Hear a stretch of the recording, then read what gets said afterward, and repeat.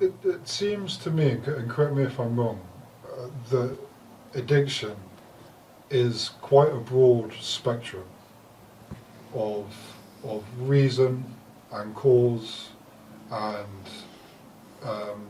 resolution and longevity in regards to abstinence, in the sense that what might work for one person might not necessarily work for another person.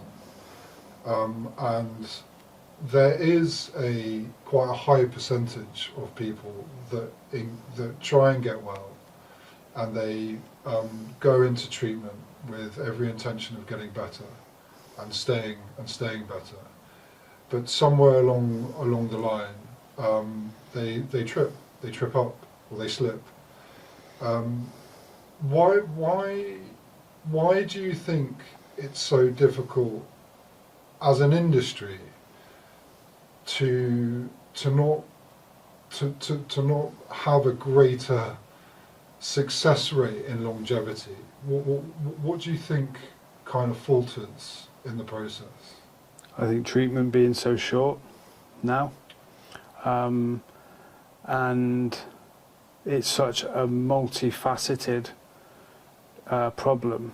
You know, our general thinking, there's the biopsychosocial model, you know, and I think you could add a few more into that Venn diagram, you know, but where they meet is the fertile ground for addiction, you know. And if someone is leaving treatment and going back into, you know, with some very shaky new coping mechanisms and skills and even beliefs in themselves, are still quite new. You know, I always picture people leaving treatment, they're like toddlers. People are so vulnerable, you know, people need and deserve so much support, but people jump back in to the environment that the addiction was born out of in the first place, you know, you're going to get the same results.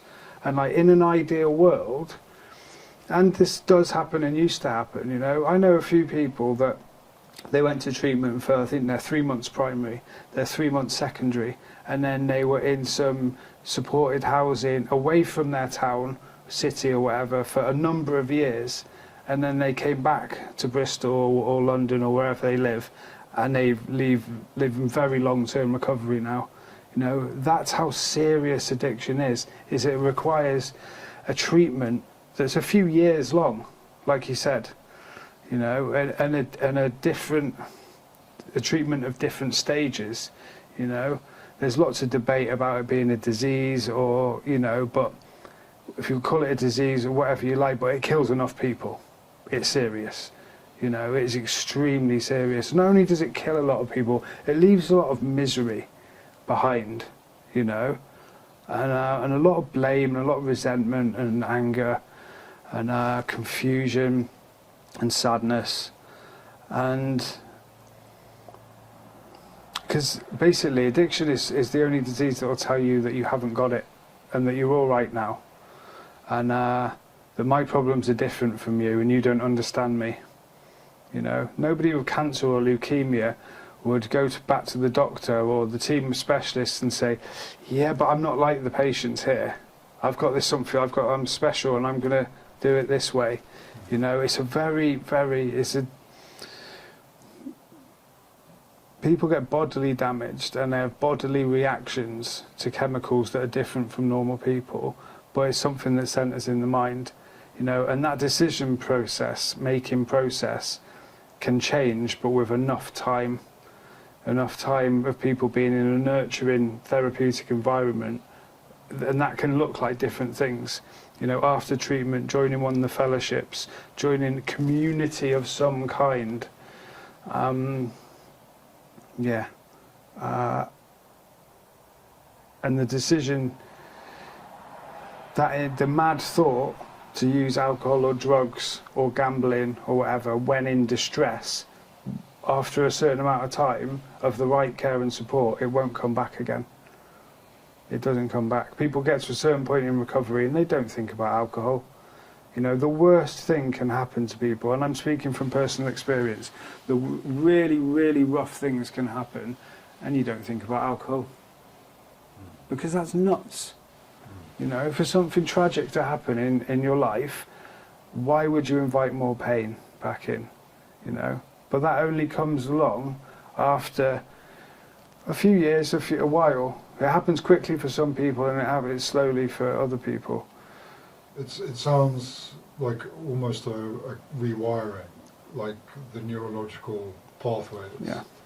That it's taken, in a lot of cases, a huge amount of trauma and pain and isolation and loneliness to create a certain characteristic, or I suppose it's beyond the characteristics, it's almost a personality type almost. Coping mechanisms. A coping mechanism. No. Adaptations, I think you said adaptations before, you know, and that's not just the adaptation of I drink when I experience this, or I use drugs, or whatever when I experience this, is the like, I look after everybody else first, you know, I'm inauthentic, you know, when I feel scared, you know, these are all adaptations that people pick up. And when people are separated from their substance and they're in treatment, they're the adaptations that come roaring up, you know, and they become really difficult to live with and really obvious, you know. I often write on the notes, client X, no tidying. No, they're no tidying up, no hoovering, no washing up, no gardening, because people just can't sit, you know. It's do something to avoid myself. And when you talk about the time and the different stages and how long that can take, you're practicing those things more frequently in different types of settings. You're practicing things that you don't necessarily need to do, like checking in with people, phoning people, being accountable, checking in with yourself and your own feelings, so when you really need to, they're like second nature.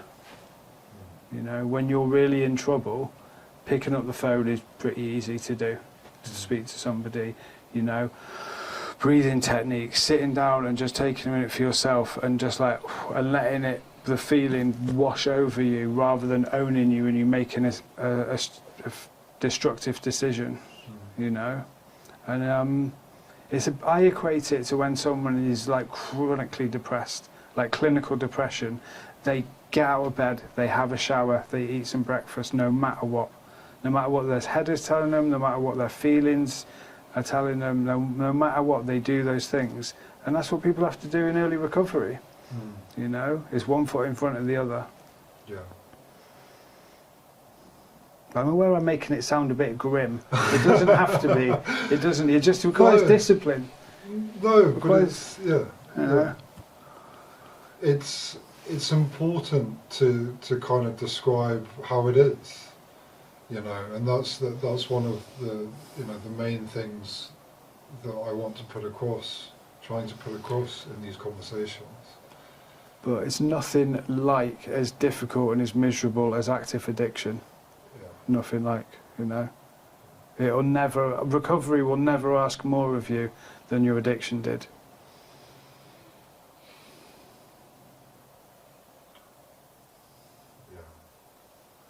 And I know you said you don't want it to sound grey and miserable, but to say, like, to put a positive slant on it, is that a person was telling me the other day, you know,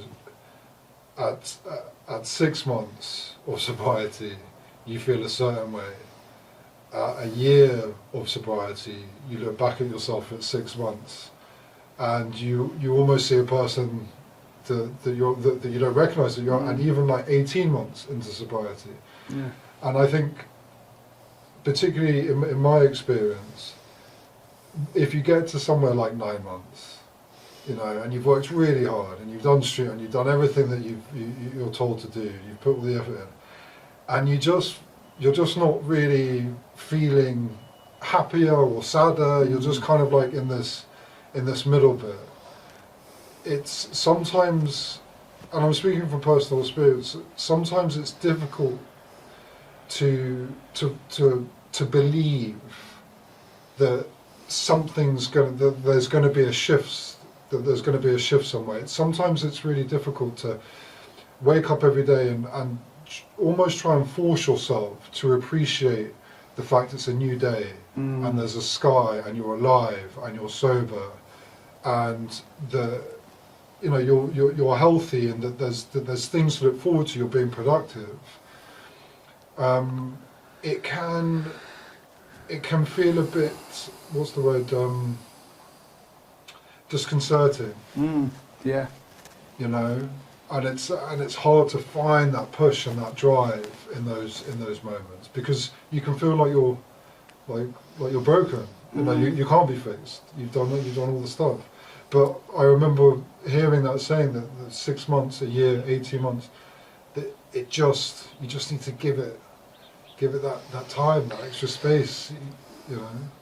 Because maybe you've got to ask yourself, when you have times like that, periods like that, you know,